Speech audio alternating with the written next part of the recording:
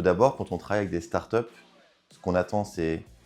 une structure formelle qui nous permet d'engager des relations contractuelles saines, mais également une précision sur les intentions afin qu'on puisse vraiment trouver une manière d'avancer ensemble.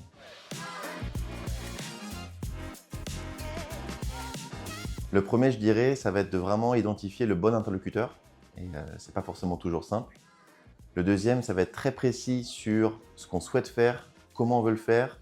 et savoir dès le début quelles sont les étapes clés qui vont nous permettre de toujours être en mesure de définir si on avance à la bonne vitesse pour l'ensemble des acteurs, la startup et les grands groupes.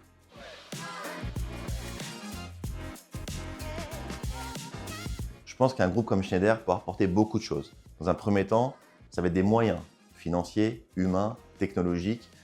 une mise en relation avec un écosystème de partenaires,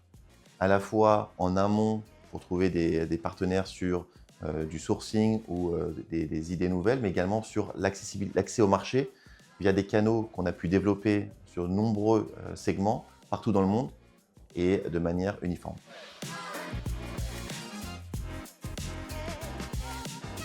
Forcément, je vais parler de la maison, ce qui me concerne.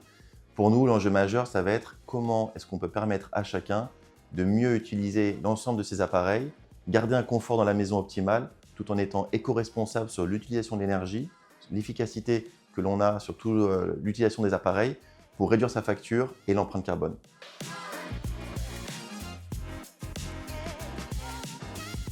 La French Tech Grand Paris, pour nous, c'est l'acteur qui nous permet de comprendre, mettre en relation avec un écosystème de startups,